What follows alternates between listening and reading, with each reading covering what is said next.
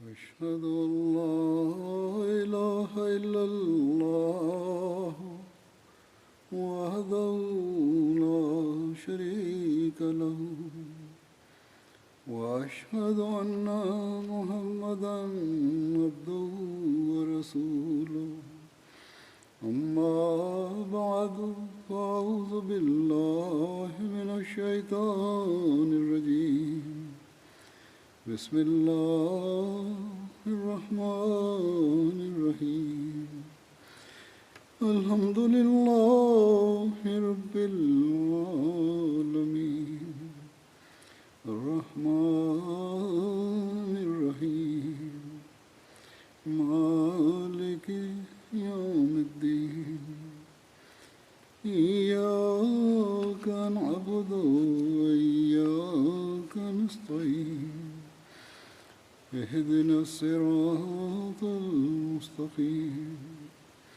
صراط الذين أنعمت عليهم غير المغضوب عليهم ولا الضالين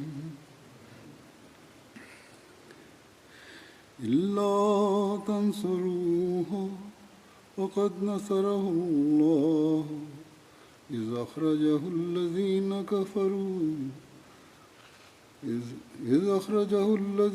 كفروا ثاني اثنين إذ هما في الغار إذ يقول لصاحبه لا تحزن إن الله معنا وأنزل الله سكينته عليه وأيده بجنود لم تروها وجعل كلمة الذين كفروا السفلى وجعل كلمة الذين كفروا السفلى وكلمة الله هي العليا وكلمة الله هي العليا والله عزيز حكيم.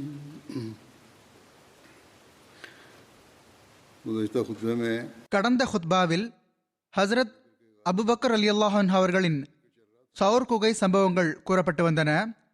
எதிரிகள் சௌர் குகையை வந்தடைந்த சம்பவம் தொடர்பாக உள்ள இந்த திருக்குரான் வசனத்தில் அல்லாஹ் கூறுகிறான், இதன் மொழியாக்கம், நீங்கள் இந்த தூதருக்கு உதவி செய்யவில்லையாயின் நிராகரிப்பவர்கள் அவரை இருவருள் அந்த ஒருவராக இருந்த நிலையில் வெளியேற்றிய நேரத்திலும் அவ்விருவரும் குகையில் இருந்தபோது அவர் தம்முடைய நண்பரிடம் கவலைப்படாதீர், நிச்சயமாக அல்லாஹ் நம்முடன் இருக்கின்றான் என்று கூறிக்கொண்டிருந்த நேரத்திலும் அல்லாஹ் அவருக்கு உதவி செய்துள்ளான் என்பதனை நினைவில் கொள்ளுங்கள்.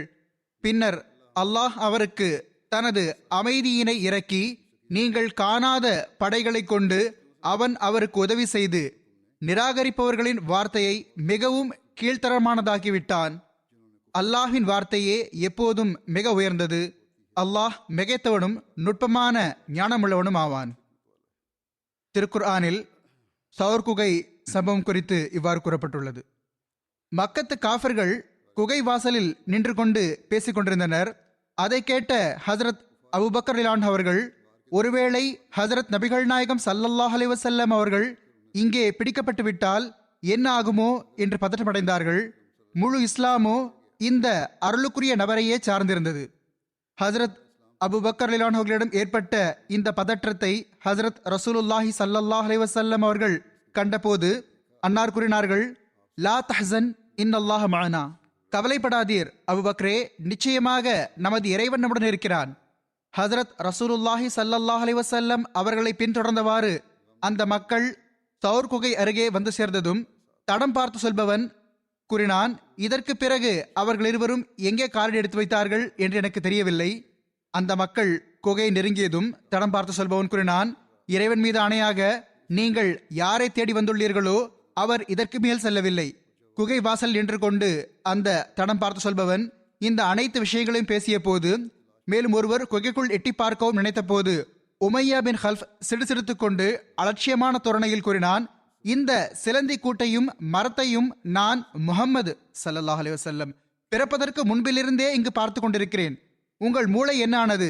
அவர் இங்கே எப்படி இருக்க முடியும்? இங்கிருந்து செல்லுங்கள், வேறு எங்காவது அவரை தேடலாம். இதை கூறியவாறு மக்கள் அங்கிருந்து திரும்பி வந்தனர். ஹசரத் மிர்சா பஷீர் அஹமத் சாப் ரலிலான் அவர்கள் சிரத் ஹாத்தமுன் நபியின் என்ற நூலில் மக்கத்து காஃபர்களின் அறிவிப்பு மற்றும் கண்ணியத்திற்குரிய நபி ஸல்லல்லாஹு அலைஹி வஸல்லம் அவர்களை பின்தொடர்ந்தது குறித்து இவ்வாறு கூறியுள்ளார்கள். எவரொருவர் முஹம்மதை ஸல்லல்லாஹு அலைஹி வஸல்லம் உயிருடனோ பிணமாகவோ கொண்டு வருவாரோ அவருக்கு 100 ஒட்டகங்கள் பரிசாக வழங்கப்படும் என்று அவர்கள் பொது அறிவிப்பு செய்தார்கள். எனவே பல பேர் பரிசு மீதான பேராசையில் மக்காவின் நாலாபுறமும் இங்கும் அங்கும் பரவிவிட்டனர். குறைஷிய தலைவர்களும் சுயமே கால் தடம் பார்த்த வண்ணம் அன்னாருக்கு பின் சென்றார்கள். சரியாக சௌர் குகை வாசலை சென்றடைந்தார்கள். அங்கு சென்றடைந்ததும் தடம் பார்த்து கூறுபவன் அவர்களிடம் கூறினான், கால் தடம் இதை தாண்டி செல்லவில்லை. எனவே ஒன்று முஹம்மது ஸல்லல்லாஹு அலைஹி வஸல்லம் இங்கே அக்கம்பக்கத்தில் எங்கேயோதான் ஒளிந்திருக்கிறார் அல்லது வானத்திற்கு பறந்துவிட்டார். ஒருவர் கூறினார், யாராவது ஒருவர் இந்த குகைக்கு உள்ளேயும் சென்று பார்த்து வர வேண்டும். ஆனால் ஒருவர் கூறினார், இது என்ன முட்டாள்தனமான விஷயம், இந்த குகைக்குள் யாராவது போய் ஒளிவார்களா? இது மிகவும் இருளான மற்றும் ஆபத்தான ஒரு இடமாகும். நாம் எப்போதும் இதை இவ்வாறே பார்த்து வந்திருக்கிறோம். இவ்வாறும் ஒரு அறிவிப்பு வருகிறது. ஹஜ்ரத் ரசூலுல்லாஹி ஸல்லல்லாஹு அலைஹி வஸல்லம் அவர்கள் உள்ளே சென்ற பிறகு குகை வாசலில் இருந்த மரத்தின் மீது சிலந்தி வலை பின்னிவிட்டது. சரியாக குகை வாயிலுக்கு அருகில் இருந்த கிளை மீது ஒரு பெண் புறா கூடு கட்டி முட்டையிட்டு விட்டது. மிர்சா பஷீர் அஹமத் சாஹிப் ரலிலான் அவர்களின் சிந்தனையில் இந்த அறிவிப்பு பலவீனமானதுதான். ஆனால் இப்படி நடந்திருந்தால் ஒருபோதும் அது வியப்பிற்குரியது அல்ல. பலவீனமான அறிவிப்பு, ஆனால் வியப்பிற்குரிய விஷயம் ஏதுமில்லை. ஏனெனில் சிலந்தி சில நேரத்தில் சில நிமிடங்களிலேயே ஒரு விசாலமான இடத்தில் வலை பின்னி விடுகிறது. புறாவுக்கு கூட கூடு கட்டுவதற்கும் முட்டையிடுவதற்கும் அதிக நேரம் எடுப்பதில்லை. எனவே ஒருவேளை இறைவன் தனது தூதரை பாதுகாப்பதற்காக இப்படியொரு ஏற்பாடு ஆக செய்திருந்தால் அது ஒன்றும் அப்பாற்பட்ட விஷயம் அல்ல. இன்னும் சொல்வதென்றால் அந்த நேரத்தை பொறுத்தவரையில் இவ்வாறு நிகழ்வது முற்றிலும் அறிவுக்குட்பட்டதாகவே இருந்தது. எவ்வாறு இருப்பினும் குறைஷர்களில் எவரும் முன்னோக்கி செல்லவில்லை. இங்கிருந்தே அனைவரும் திரும்பிச் சென்று விட்டனர். அறிவிப்பு வருகிறது. மேற்கொண்டு எழுதுகிறார்கள், குறைஷியர்கள் எவ்வளவு நெருங்கி வந்து விட்டார்கள் என்றால் குகைக்கு உள்ளிருந்து அவர்கள் கால்களை பார்க்க முடிந்தது. அவர்களின் குரல் கேட்டது. இந்த சந்தர்ப்பத்தில் ஹஜ்ரத் அபூபக்கர் ரலியல்லாஹு அன்ஹு அவர்கள் பதற்றமடைந்து, ஆனால் மெதுவாக ஹஜ்ரத் ரசூலுல்லாஹி ஸல்லல்லாஹு அலைஹி வஸல்லம் அவர்களிடம் பணிவுடன் கூறினார்கள், குறைஷியர்கள் அவர்களின் கால்கள் தென்படும் அளவு அருகில் இருக்கிறார்கள். அவர்கள் கொஞ்சம் முன்னால் வந்து பார்த்தால் நம்மை பார்க்க முடியும். ஹஜ்ரத் ரசூலுல்லாஹி ஸல்லல்லாஹு அலைஹி வஸல்லம் அவர்கள் கூறினார்கள், லா தஹ்சன் இன்னல்லாஹ மஅனா, அதாவது ஒருபோதும் எந்த கவலையும் படாதீர், அல்லாஹ் நம்முடன் இருக்கிறான். பிறகு கூறினார்கள், வமா ظنك யா அபா பக்ரின் பிஇஸ்னைனி அல்லாஹு சாலிசுஹுமா, அதாவது அபுபக்ரே, எவர்களுடன் மூன்றாவதாக அல்லாஹ் இருக்கிறானோ அவர்கள் இருவரை பற்றி நீர் என்ன நினைக்கிறீர்? பிரிதோர் அறிவிப்பில் வருகிறது, குறைஷியர்கள் குகையின் வாசலை நெருங்கியதும் ஹஜ்ரத் அபூபக்கர் ரலியல்லாஹு அன்ஹு அவர்கள் மிகவும் பதற்றமடைந்தார்கள். ஹஜ்ரத் ரசூலுல்லாஹி ஸல்லல்லாஹு அலைஹி வஸல்லம் அவர்கள் அவர்களின் பதற்றத்தை கண்டபோது கவலைப்படுவதற்கு ஒன்றுமில்லை என்று ஆறுதல் அளித்தார்கள். இதை கேட்ட ஹஜ்ரத் அபூபக்கர் ரலியல்லாஹு அன்ஹு அவர்கள் உருக்கமான குரலில், இன் குதில்து ஃபஅனா ரஜுலுன் வாஹிதுன் வ இன் குதில்த அன்த ஹலகத்தில் உம்மா, அதாவது அல்லாஹ்வின் தூதர் அவர்களே, நான் கொல்லப்பட்டால் நானோ தனித்த ஓர் உயிர்தான், ஆனால் இறைவன் நாடாதிருக்கட்டுமாக, தங்களுக்கு ஏதாவது ஏற்பட்டால் பிறகு முழு உம்மத்தும் அழிந்து விட்டது என்று கூறினார்கள். இதற்கு அன்னார் இறைவனிடமிருந்து இறையறிவு பெற்று இந்த சொற்களை கூறினார்கள், லா தஹ்சன் இன்னல்லாஹ மஅனா, அதாவது அபூபக்கரே, ஒருபோதும் எந்த கவலையும் கொள்ளாதீர், ஏனெனில் இறைவன் நம்முடன் இருக்கின்றான், நாம் இருவரும் அவனது பாதுகாப்பில் உள்ளோம். அதாவது நீரோ என்னால் கவலைப்படுகிறீர், உமக்கு உமது உத்வேகத்துடன் கூடிய களப்பற்ற தன்மையால் உமது உயிரை பற்றி எந்த கவலையும் இல்லை. ஆனால் இறைவன் இப்போது எனக்கு பாதுகாவலன் இல்லை, மாறாக உமக்கும் தான். மேலும் அவன் நம் இருவரையும் பகைவரின் தீங்கிலிருந்து பாதுகாத்து வைப்பான். இது சீரத் ஹாத்தமுன் நபியின் நூலின் ஆதாரம். இதற்கு விளக்கமளித்தவாறு ஒரு இடத்தில் ஹஜ்ரத் முஸ்லிம் மௌத் ரலியல்லாஹு அன்ஹு அவர்கள் கூறுகிறார்கள், ஹஜ்ரத் ரசூலுல்லாஹி ஸல்லல்லாஹு அலைஹி வஸல்லம் அவர்களுக்கு அல்லாஹ்விடமிருந்து ஹிஜ்ரத் செய்யுமாறு கட்டளை வந்ததும் ஹஜ்ரத் ரசூலுல்லாஹி ஸல்லல்லாஹு அலைஹி வஸல்லம் அவர்கள் ஹஜ்ரத் அபூபக்கர் ரலியல்லாஹு அன்ஹு அவர்களை தம்முடன் அழைத்துக் கொண்டு சௌர் குகையை நோக்கி சென்றார்கள். அது மக்காவிலிருந்து ஒரு 6-7 மைல் தொலைவில் உள்ளது. அந்த மலை உச்சியில் ஒரு குகைக்குள் ஒளிந்து கொண்டார்கள். காலையில் அன்னார் தமது இல்லத்தில் இல்லை என்பதை காஃபிர்கள் கண்டபோது, மேலும் எல்லா விதமான பாதுகாவல்கள் இருந்தும் ஹசரத் முகமது ரசூலுல்லாஹி ஸல்லல்லாஹு அலைஹி வஸல்லம் அவர்கள் வெற்றியுடன் புறப்பட்டு விட்டார்கள் என்பதை பார்த்ததும் உடனடியாக அன்னாரை தேடி புறப்பட்டார்கள். அவர்கள் பாதத்தடங்களை அடையாளம் காண்பதில் மிகவும் கைதேர்ந்தவர்களான மக்காவின் சில சிறந்த தடயம் பார்ப்பவர்களை தம்முடன் அழைத்துக் கொண்டனர். அவர்கள் அந்த மக்களை சௌர் குகை வரை அழைத்து வந்தார்கள். அவர்கள் கூறினார்கள், முஹம்மது ஸல்லல்லாஹு அலைஹி வஸல்லம் இருக்கிறார் என்றால் இங்கேதான் எங்கேயோ இருக்கிறார், இதை தாண்டி வேறு எங்கும் கால் தடம் கிடைக்கவில்லை. அப்போதைய நிலைமை எப்படி இருந்ததென்றால், எதிரிகள் சரியாக குகையின் வாசலில் நின்று கொண்டிருந்தனர். உள்ளே எட்டி பார்ப்பதற்கு சிரமமாக இருக்கும் அளவு குகை வாசல் இடைஞ்சலானதாக இருக்கவில்லை. மாறாக அது ஒரு திறந்த வாயை கொண்ட தாராளமான குகை.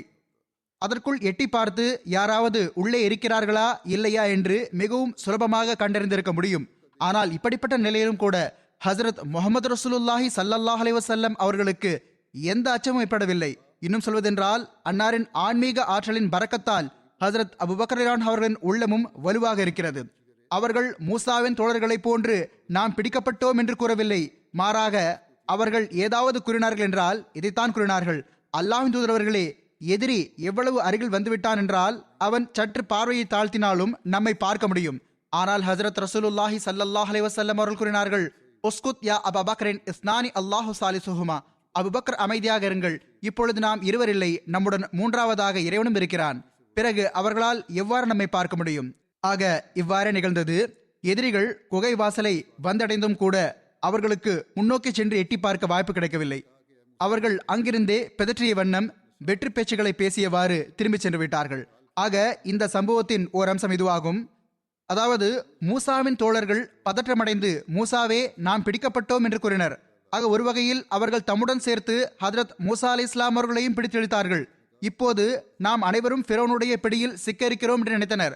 ஆனால் ஹசரத் முகமது ரசூலுல்லாஹி ஸல்லல்லாஹு அலைஹி வஸல்லம் அவர்களின் இறை நம்பிக்கை அன்னாரது தோழர் மீதும் எந்த அளவு தாக்கத்தை ஏற்படுத்தியதென்றால், அவரது நாவிலிருந்து கூட நாம் பிடிபட்டோம் என்ற சொற்கள் வரவில்லை. அவர் இதை மட்டும்தான் கூறினார், பகைவன் எந்த அளவு நெருங்கிவிட்டான் என்றால் அவன் நம்மை பார்க்க விரும்பினால் பார்க்கலாம். ஆனால் ஹஜரத் முகமது ரசூலுல்லாஹி ஸல்லல்லாஹு அலைஹி வஸல்லம் அவர்களால் இந்த ஐயப்பாட்டை கூட பொறுத்துக் கொள்ள முடியவில்லை. அன்னார் கூறினார்கள், இவ்வாறு நினைக்க கூட செய்யாதீர்கள். இப்போது நாம் இருவர் அல்ல, மாறாக நம்முடன் இன்னொருவன் இருக்கிறான், அவன் நம்முடைய இறைவனாவான். ஹஜரத் முஸ்லிம் மௌத் ரலியல்லாஹு அன்ஹு அவர்கள் பிரிதோர் இடத்தில் கூறுகிறார்கள், மக்கத்தினர் கண்ணியத்திற்குரிய தூதர் ஸல்லல்லாஹு அலைஹி வஸல்லம் அவர்கள் மீது அளவு கடந்த அநீதி இழைக்க ஆரம்பித்த போது அவர்களால் மார்க்கத்தை பரப்புவதில் தடை ஏற்பட ஆரம்பித்தது. அல்லாஹ் அன்னாருக்கு மக்காவை விட்டு சென்று விடுங்கள் என்று ஆணையிட்டான். அன்னாருடன் ஹதரத் அபூபக்கர் ரலியல்லாஹு அன்ஹு அவர்கள் மக்காவிட தயாராகிவிட்டார்கள். இதற்கு முன் பலமுறை அவர்களை செல்லுமாறு கூறப்பட்டது. ஆனால் அவர்கள் ஹதரத் ரசூலுல்லாஹி ஸல்லல்லாஹு அலைஹி வஸல்லம் அவர்களை விட்டுவிட்டு செல்வதற்கு தயாராக இருக்கவில்லை. ஹதரத் ரசூலுல்லாஹி ஸல்லல்லாஹு அலைஹி வஸல்லம் அவர்கள் செல்ல முற்பட்ட போது ஹதரத் அபூபக்கர் ரலியல்லாஹு அன்ஹு அவர்களையும் தம்முடன் அழைத்துக் கொண்டார்கள். அன்னார் இரவு நேரத்தில் புறப்பட்ட போது ஹதரத் முஸ்லிம் மௌத் ரலியல்லாஹு அன்ஹு அவர்கள் கூறுகிறார்கள், ஹஜ் செய்யும் போது நானும் இந்த இடத்தை பார்த்திருக்கிறேன். மலையில் ஒரு சாதாரணமான குகை, அதன் வாசல் 2-3 முழம் அகலம் இருக்கும். அதில் சென்று தங்கிவிட்டார்கள். அன்னார் சென்று விட்டார்கள் என்பது மக்கத்தினருக்கு தெரிய வந்த போது அவர்கள் அன்னாரை பின்தொடர்ந்தார்கள். அரபு நாட்டில் மிக பெரும் தடம் பார்த்து கூறுபவர்கள் இருந்தார்கள். அவர்களின் உதவியால் பின்தொடர்பவர்கள் சரியாக எங்கு ஹதரத் ரசூலுல்லாஹி ஸல்லல்லாஹு அலைஹி வஸல்லம் அவர்களும் ஹதரத் அபூபக்கர் ரலியல்லாஹு அன்ஹு அவர்களும் அமர்ந்து கொண்டார்களோ அந்த இடத்தை அடைந்து விட்டார்கள். இறைவனின் வல்லமையால் குகை வாசலில் சில மரங்கள் வளர்ந்திருந்தன. அவற்றின் கிளைகள் ஒன்றுடன் ஒன்று இணைந்திருந்தன. அவர்கள் கிளைகளை விலக்கி உள்ளே பார்த்திருந்தால் ஹதரத் ரசூலுல்லாஹி ஸல்லல்லாஹு அலைஹி வஸல்லம் அவர்களும் ஹதரத் அபூபக்கர் ரலியல்லாஹு அன்ஹு அவர்களும் அமர்ந்திருப்பது தெரிந்திருக்கும். தடம் பார்த்து கூறுபவர்கள் அங்கே சென்றடைந்ததும் அவர்கள், ஒன்று அவர் வானத்திற்கு சென்றிருக்க வேண்டும், அல்லது இங்கே அமர்ந்திருக்கிறார், இதை தாண்டி செல்லவில்லை என்று கூறினார். அப்போது எத்தகைய இக்கட்டான தருணமாக அது இருந்தது என்று நினைத்து பாருங்கள். அப்போது ஹசரத் அபூபக்கர் ரலியல்லாஹு அன்ஹு அவர்கள் பதற்றமடைந்தார்கள். ஆனால் தமக்காக அல்ல, மாறாக ஹசரத் ரசூலுல்லாஹி ஸல்லல்லாஹு அலைஹி வஸல்லம் அவர்களுக்காக. அப்போது ஹசரத் ரசூலுல்லாஹி ஸல்லல்லாஹு அலைஹி வஸல்லம் அவர்கள் கூறினார்கள், லா தஹ்சன் இன்னல்லாஹ மஅனா, ஏன் பதற்றமடைகிறீர்கள், அல்லாஹ் நம்முடன் இருக்கிறான். ஹதரத் ரசூலுல்லாஹி ஸல்லல்லாஹு அலைஹி வஸல்லம் அவர்கள் இறைவனை தமது இயல்பில் காணாமல் இருந்திருந்தால் இப்படிப்பட்ட இக்கட்டான தருணத்தில் பதற்றமடையாமல் இருந்திருப்பது எவ்வாறு சாத்தியப்பட்டிருக்கும்? உறுதியிலும் உறுதியான உள்ளம் படைத்த மனிதன் கூட எதிரி சரியாக தலைக்கு அருகில் வந்ததும் பதற்றமடைகிறான். ஹதரத் ரசூலுல்லாஹி ஸல்லல்லாஹு அலைஹி வஸல்லம் அவர்களுக்கு மிகவும் அருகில், இன்னும் சொல்வதென்றால் அன்னாரின் தலைக்கு அருகில் எதிரிகள் நின்று கொண்டிருந்தனர். பகைவர்களும் எப்படிப்பட்ட பகைவர்கள் என்றால் அவர்கள் 13 ஆண்டுகளாக அன்னாரின் உயிரை பறிப்பதற்கு காத்துக் கொண்டிருந்தார்கள். அவர்களிடம் தடம் பார்த்து கூறுபவன் இவ்வாறு கூறுகிறான், ஒன்று அவர் வானத்துக்கு சென்று விட்டார், இல்லை என்றால் இங்கே அமர்ந்திருக்கிறார், இந்த இடத்தை தாண்டி செல்லவில்லை. அப்போது ஹஜ்ரத் ரசூலுல்லாஹி ஸல்லல்லாஹு அலைஹி வஸல்லம் அவர்கள் கூறுகிறார்கள், லா தஹ்சன் இன்னல்லாஹ் மஅனா, இறைவன் நம்முடன் இருக்கிறான், நீங்கள் பதற்றமடைய வேண்டிய அவசியம் என்ன? இது அல்லாஹ் வழங்கியிருந்த இறை ஞானம்தான். இதன் காரணமாகவே அன்னார் இவ்வாறு கூறினார்கள். ஹஜ்ரத் ரசூலுல்லாஹி ஸல்லல்லாஹு அலைஹி வஸல்லம் அவர்கள் இறைவனை தம்முள் கண்டு வந்தார்கள். நான் அழிவதால் இறை ஞானம் அழிந்துவிடும், எனவே என்னை யாராலும் அழிக்க முடியாது என்று புரிந்திருந்தார்கள். ஹஜ்ரத் வாக்களிக்கப்பட்ட மஸீஹ் இஸ்லாம் அவர்கள் கூறுகிறார்கள், ஹஜ்ரத் ஈசா அலைஹிஸ்ஸலாம் அவர்கள் தம்முடன் இருப்பதற்காக ஒரே ஒரு நபரை மட்டும் தான் தேர்ந்தெடுத்துக் கொண்டார்கள், அதாவது சென்ட் தாமஸ். நமது நபி ஸல்லல்லாஹு அலைஹி வஸல்லம் அவர்கள் மதீனாவை நோக்கி ஹிஜ்ரத் செய்யும் போது ஹஜ்ரத் அபூபக்கர் ரலியல்லாஹு அன்ஹு அவர்களை மட்டும் தேர்ந்தெடுத்துக் கொண்டது போன்று. ஏனென்றால் ரோமானிய அரசு ஹஜ்ரத் ஈசா அலைஹிஸ்ஸலாம் அவர்களை கிளர்ச்சியாளராக கூறிவிட்டிருந்தது. மேலும் இதே குற்றத்திற்காக பீலாத்துவும் சீசரின் ஆணையால் கொல்லப்பட்டார். ஏனென்றால் அவர் திரைமறைவில் ஹஜ்ரத் ஈசா அலைஹிஸ்ஸலாம் அவர்களுக்கு ஆதரவளிப்பவராக இருந்தார். அவருடைய மனைவி ஹஜ்ரத் ஈசா அலைஹிஸ்ஸலாம் அவர்களின் சீடராக இருந்தார். எனவே ஹஜ்ரத் ஈசா அலைஹிஸ்ஸலாம் அவர்கள் அந்த நாட்டிலிருந்து ரகசியமாக வெளியேறி இருக்க வேண்டியதும் எந்த பயண குழுவையும் உடன் அழைத்துக் கொள்ளாமல் இருப்பதும் அவசியமாக இருந்தது. எனவேதான் அவர்கள் அந்த பயணத்தில் சென்ட் தாமஸை மட்டும் உடன் அழைத்துக் கொண்டார்கள். அவ்வாறே நமது நபி ஸல்லல்லாஹு அலைஹி வஸல்லம் அவர்கள் மதீனா பயணத்தில் ஹஜ்ரத் அபூபக்கர் ரலியல்லாஹு அன்ஹு அவர்களை மட்டும் உடன் அழைத்துக் கொண்டார்கள். நமது நபி ஸல்லல்லாஹு அலைஹி வஸல்லம் அவர்களின் மற்ற சஹாபா பல்வேறு வழிகள் மூலமாக மதீனாவில் ஹஜ்ரத் நபிகள் நாயகம் ஸல்லல்லாஹு அலைஹி வஸல்லம் அவர்களை சென்றடைந்தார்கள். அதே போன்று ஹஜ்ரத் ஈசா அலைஹிஸ்ஸலாத்து வஸ்ஸலாம் அவர்களின் சீடர்கள் பல்வேறு பாதைகள் மூலமாக பல்வேறு நேரங்களில் ஹஜ்ரத் ஈசா அலைஹிஸ்ஸலாம் அவர்களை அடைந்தார்கள். பிறகு மற்றொரு இடத்தில் ஹஜ்ரத் வாக்களிக்கப்பட்ட மஸீஹ் இஸ்லாம் அவர்கள் கூறுகிறார்கள், ஹஜ்ரத் ரசூலுல்லாஹி ஸல்லல்லாஹு அலைஹி வஸல்லம் அவர்கள் முற்றுகையிடப்பட்ட போது அந்த இன்னலான தருணத்தில் ஹஜ்ரத் அபூபக்கர் சித்திக் ரலியல்லாஹு அன்ஹு அவர்களின் உண்மைத்தன்மை வெளிப்பட்டது. சில காஃபிர்கள் நாடு கடத்த வேண்டும் என்று கருத்து கூறினார்கள்தான், ஆனால் அசல் நோக்கம், அசல் கருத்து அன்னாரை கொலை செய்ய வேண்டும் என்று இருந்தது. இப்படிப்பட்ட சூழ்நிலையில் ஹஜ்ரத் அபூபக்கர் ரலியல்லாஹு அன்ஹு அவர்கள் தமது உண்மைத்துவம் மற்றும் நன்றியுணர்வின் எத்தகைய முன்மாதிரியை காட்டினார்கள் என்றால் அது என்றென்றைக்குமான முன்மாதிரியாக திகழும். இந்த துயரமான நேரத்தில் ஹஜ்ரத் ரசூலுல்லாஹி ஸல்லல்லாஹு அலைஹி வஸல்லம் அவர்களின் இந்த தேர்வு செய்தலே ஹஜ்ரத் அபூபக்கர் சித்திக் ரலியல்லாஹு அன்ஹு அவர்களின் உண்மைத்துவம் மற்றும் உயர் நன்றியுணர்வுக்கு ஒரு அருமையான சான்று. இதே நிலைதான் ஹஜ்ரத் ரசூலுல்லாஹி ஸல்லல்லாஹு அலைஹி வஸல்லம் அவர்களின் தேர்ந்தெடுத்தலில் இருந்தது. அப்போது அன்னாரிடம் 70-80 சஹாபா இருந்தார்கள். அவர்களில் ஹஜ்ரத் அலி ரலியல்லாஹு அன்ஹு அவர்களும் ஒருவராக இருந்தார்கள். ஆனால் அவர்கள் அனைவரிலும் அன்னார் தம்முடன் இருப்பதற்காக ஹஜ்ரத் அபூபக்கர் சித்திக் ரலியல்லாஹு அன்ஹு அவர்களையே தேர்வு செய்தார்கள். இதில் உள்ள ரகசியம் என்ன? விஷயம் என்னவென்றால், நபி இறைவனின் கண் கொண்டு பார்க்கிறார். அவருடைய புரிதல் அல்லாஹ்விடமிருந்தே வருகிறது. எனவே அல்லாஹ் தான் ஹஜ்ரத் ரசூலுல்லாஹி ஸல்லல்லாஹு அலைஹி வஸல்லம் அவர்களுக்கு ஆன்மீக காட்சி மற்றும் இல்ஹாம் மூலமாக இந்த பணிக்கு எல்லாரை விடவும் சிறந்தவர் மற்றும் பொருத்தமானவர் ஹஜ்ரத் அபூபக்கர் சித்திக் ரலியல்லாஹு அன்ஹு அவர்களே ஆவார்கள் என்று கூறினான். ஹஜ்ரத் அபூபக்கர் சித்திக் ரலியல்லாஹு அன்ஹு அவர்கள் அந்த கஷ்ட காலத்தில் அன்னாருடன் இணைந்து கொண்டார்கள். இது மிகவும் சோதனைக்குரிய காலமாக இருந்தது. ஹஜ்ரத் ஈசா மஸீஹ் இஸ்லாம் அவர்களுக்கு இது போன்ற நேரம் வந்த போது அவர்களின் சீடர்கள் அவர்களை விட்டு ஓடிவிட்டனர். ஒருவர் சபிக்கவும் செய்தார். ஆனால் கண்ணியத்திற்குரிய சஹாபாவில் ஒவ்வொருவரும் முழு நன்றியுணர்வின் முன்மாதிரியை காட்டினார்கள். சுருக்கமாக ஹஜ்ரத் அபூபக்கர் ரலியல்லாஹு அன்ஹு அவர்கள் அன்னாருக்கு முழுமையாக ஒத்துழைப்பு நல்கினார்கள். சௌர் எனப்படும் ஒரு குகைக்குள் சென்று அன்னார் ஒளிந்து கொண்டார்கள். அன்னாருக்கு துன்பம் அளிப்பதற்கு சதித்திட்டம் தீட்டியிருந்த தீ இயல்புடைய காஃபிர்கள் தேடிய வண்ணம் அந்த குகையை வந்தடைந்து விட்டார்கள். ஹஜ்ரத் அபூபக்கர் சித்திக் ரலியல்லாஹு அன்ஹு அவர்கள் பணிவுடன் கூறினார்கள், இப்பொழுதோ இவர்கள் முற்றிலும் அருகிலேயே வந்து விட்டார்களே, யாராவது ஒருவர் சற்று கீழே குனிந்து பார்த்தாலும் நம்மை பார்த்து விடுவார், நாம் பிடிபட்டு விடுவோம். அப்பொழுது ஹஜ்ரத் நபிகள் நாயகம் ஸல்லல்லாஹு அலைஹி வஸல்லம் அவர்கள் கூறினார்கள், லா தஹ்சன் இன்னல்லாஹ் மஅனா, சற்றும் கவலைப்படாதீர்கள், அல்லாஹ் நம்முடன் இருக்கிறான். இந்த சொற்களில் கவனம் செலுத்துங்கள். ஹஜ்ரத் நபிகள் நாயகம் ஸல்லல்லாஹு அலைஹி வஸல்லம் அவர்கள் ஹஜ்ரத் அபூபக்கர் சித்திக் ரலியல்லாஹு அன்ஹு அவர்களை தம்முடன் இணைத்துக் கொள்கிறார்கள். அன்னார் கூறுகிறார்கள், இன்னல்லாஹ் மஅனா. மஅனா என்ற சொல்லில் அவ்விருவரும் இணைந்து கொள்கிறார்கள். அதாவது அல்லாஹ் உம்முடனும் என்னுடனும் இருக்கின்றான். அல்லாஹ் தராசில் ஒருபுறம் ஹஜ்ரத் நபிகள் நாயகம் ஸல்லல்லாஹு அலைஹி வஸல்லம் அவர்களையும் மறுபுறம் ஹஜ்ரத் அபூபக்கர் சித்திக் ரலியல்லாஹு அன்ஹு அவர்களையும் வைத்தான். இப்பொழுது அவர்கள் இருவரும் சோதனையில் மூழ்கி இருக்கிறார்கள். ஏனென்றால் இந்த இடத்திலிருந்துதான் ஒன்று இஸ்லாத்திற்கு அடித்தளம் ஏற்பட இருக்கிறது அல்லது முடிவுக்கு வர இருக்கிறது. எதிரி குகைக்கு அருகில் நின்று கொண்டிருக்கிறான். பல்வேறு வகையான கருத்துக்கள் கூறப்பட்டு வந்தன. சிலர் இந்த குகையை சோதனை போடுங்கள், ஏனென்றால் காலடி தடம் இங்கு வரை வந்து முடிவடைந்து விட்டது என்று கூறுகிறார்கள். ஆனால் அவர்கள் சிலர், ஒரு மனிதன் இங்கு எப்படி கடந்து உள்ளே நுழைய முடியும், சிலந்தி வலை பின்னியுள்ளது, புறா முட்டையிட்டுள்ளது என்று கூறுகிறார். இது போன்ற பேச்சுக்களின் குரல் உள்ளே செல்கிறது. அன்னார் மிக தெளிவாக அவற்றை கேட்கின்றார்கள். முடிவுக்கு கொண்டு வர வேண்டும் என்ற நிலையில் எதிரிகள் வந்திருக்கிறார்கள். பைத்தியக்காரர்களைப் போன்று முன்னேறி வந்திருக்கின்றனர். ஆனால் ஹஜ்ரத் நபிகள் நாயகம் ஸல்லல்லாஹு அலைஹி வஸல்லம் அவர்களின் உச்சக்கட்ட வீரத்தை பாருங்கள். எதிரி தலைமாட்டில் நின்று கொண்டிருக்கிறான். அன்னார் தம்முடைய உண்மை தோழர் சித்திக் அவர்களிடம் கூறுகிறார்கள், லா தஹ்சன் இன்னல்லாஹ மஅனா. இந்த சொற்கள் மிகவும் தெளிவான முறையில் ஹஜ்ரத் ரசூலுல்லாஹி ஸல்லல்லாஹு அலைஹி வஸல்லம் அவர்கள் நாவால் தான் கூறினார்கள் என்பதை வெளிப்படுத்துகின்றன. ஏனென்றால் இவை ஓசையை குறிக்கின்றன. சைகையால் வேலை நடக்காது. வெளியில் பகைவர்கள் ஆலோசனை செய்து கொண்டிருக்கிறார்கள். உள்ளே குகைக்குள் தொண்டரும் எஜமானரும் கூட உரையாடலில் ஆழ்ந்திருக்கிறார்கள். பகைவர்கள் சத்தத்தை கேட்டுவிடுவார்களோ என்ற விஷயத்தை பற்றி கவலைப்படவில்லை. இது அல்லாஹின் மீதான உன்னதமான ஈமான் மற்றும் இறை ஞானத்திற்கு சான்று. இறைவனின் வாக்குறுதிகள் மீது முழு நம்பிக்கை இருக்கிறது. ஹஜ்ரத் நபிகள் நாயகம் ஸல்லல்லாஹு அலைஹி வஸல்லம் அவர்களின் வீரத்திற்கு இந்த ஒரு முன்மாதிரியே போதுமானது. பிறகு ஹஜ்ரத் வாக்களிக்கப்பட்ட மஸீஹ் இஸ்லாம் அவர்கள் பெரிதோரிடத்தில் கூறுகிறார்கள், மேன்மை பொருந்திய அல்லாஹ் தனது குற்றமற்ற நபியை பாதுகாப்பதற்காக ஓர் அற்புதத்தை காட்டினான். எதிரிகள் ஹஜ்ரத் நபிகள் நாயகம் ஸல்லல்லாஹு அலைஹி வஸல்லம் அவர்கள்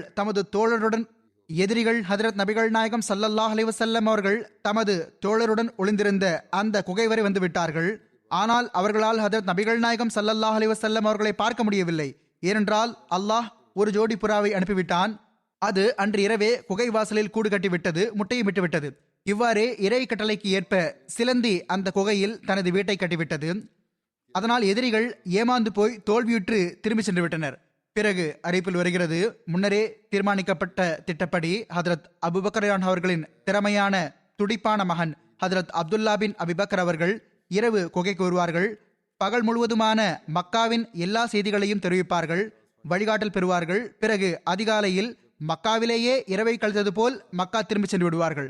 அத்துடன் ஆமிர் பின் ஃபுஹைரா அவர்கள் தமது புத்தி கூர்மையால் இரவில் பால் கொடுக்கும் ஆடுகளின் பாலை கொடுத்த பிறகு ஆட்டு மந்தையை ஹஜ்ரத் அப்துல்லா பின் அபிபக்கர் அவர்களின் காலடி தடங்களை உடனுக்குடன் அழித்துவிடும் வகையில் திருப்பி ஓட்டி வருவார்கள். சில வாழ்க்கை வரலாறு எழுதுபவர்கள் இதையும் கூறியிருக்கின்றார்கள். ஹஜ்ரத் அஸ்மா ரலிலான் அவர்கள் தினமும் உணவு கொண்டு வந்தார்கள். ஆனால் இது கற்பனைக்கு அப்பாற்பட்டதாகும். சிலருடைய இந்த கருத்து சரியானதாகும். அதாவது, இந்த ஆபத்து நேரத்தில் ஒரு பெண்மணி தினமும் அங்கே வருவது ரகசியத்தை அம்பலப்படுத்துவதற்கு சமம்.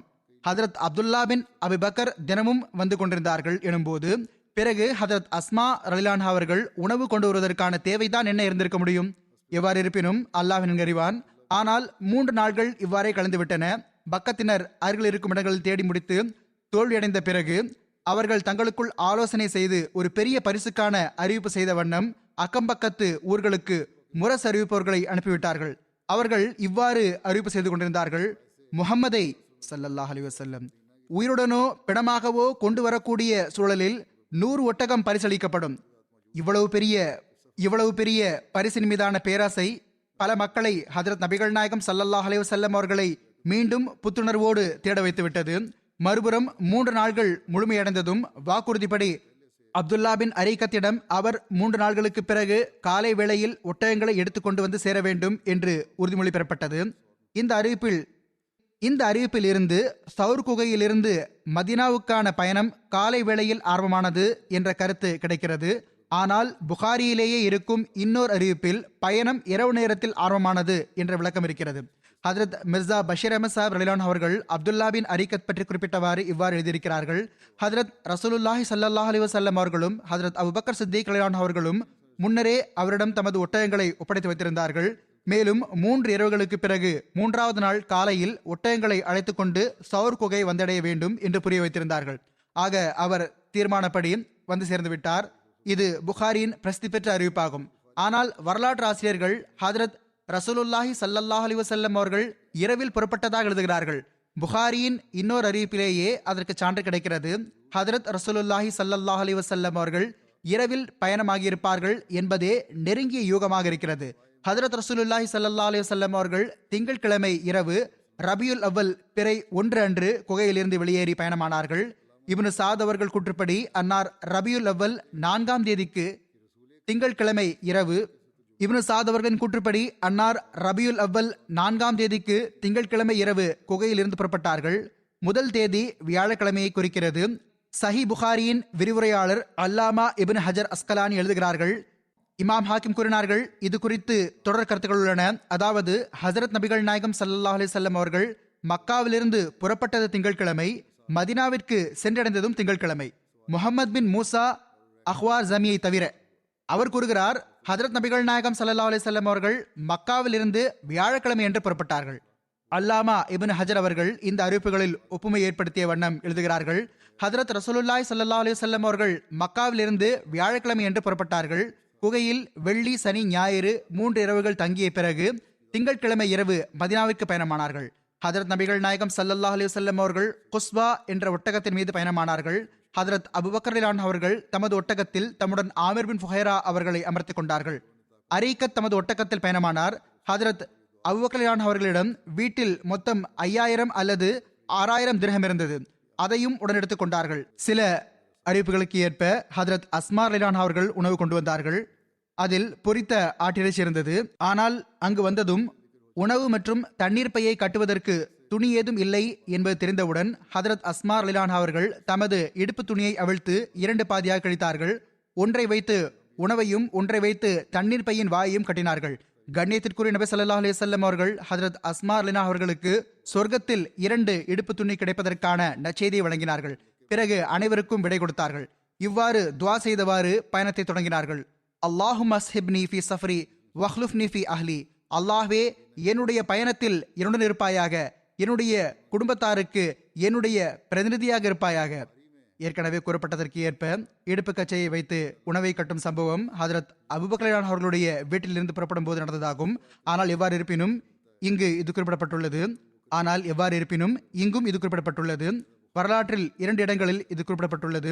சிலரது பார்வையில் ஹஜரத் நபிகள் நாயகம் ஸல்லல்லாஹு அலைஹி வஸல்லம் அவர்கள் தௌர் குகையில் இருந்து மதினாவிற்கான பயணமான போது நடந்த சம்பவம். ஆக எவ்வாறு இருப்பினும் இந்த 2 குறிப்புகளும் காண கிடைக்கின்றன. ஆனால் புகாரியில் ஹஜரத் ஆயிஷா ரலியல்லாஹு அவர்கள் ஹிஜ்ரத் பயணத்திற்கு விளக்கமளித்தவாறு கூறிய அந்த அறிவிப்பின் தொடர்ச்சியில் இது ஹஜரத் அபூபக்கர் ரலியல்லாஹு அவர்களுடைய வீட்டிலிருந்து புறப்பட்ட போது நடந்த சம்பவமாகும் என்றே தெரிய வருகிறது.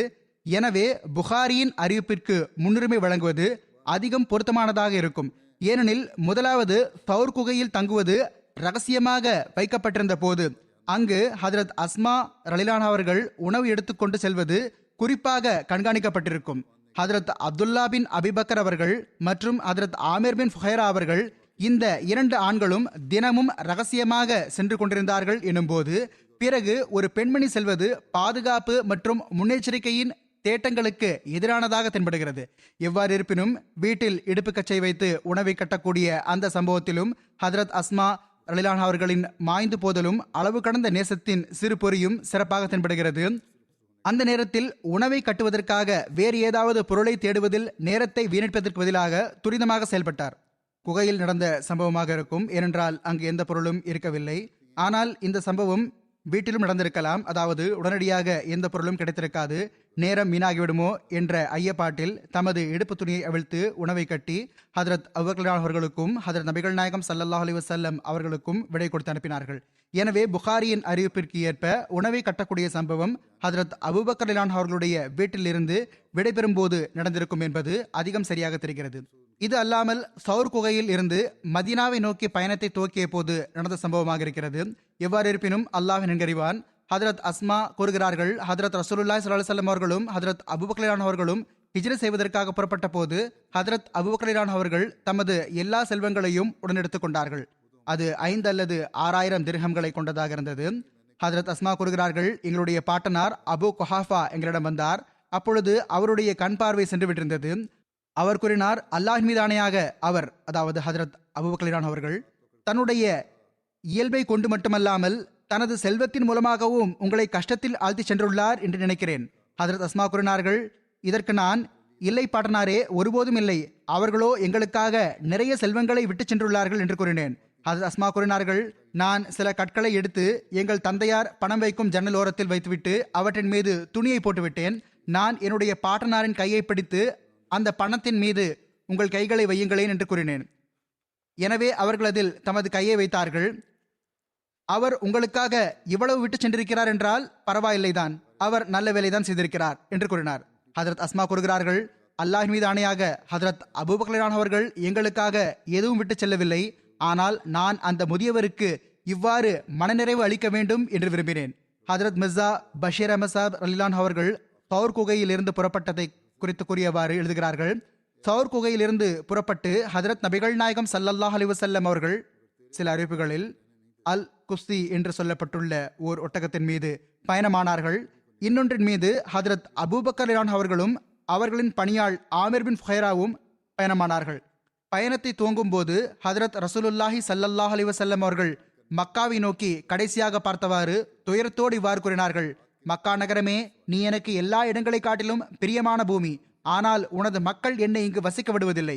அப்பொழுது ஹதரத் அபூபக்கர் அவர்கள் கூறினார்கள், இந்த மக்கள் தமது நபியை வெளியேற்றியிருக்கிறார்கள்.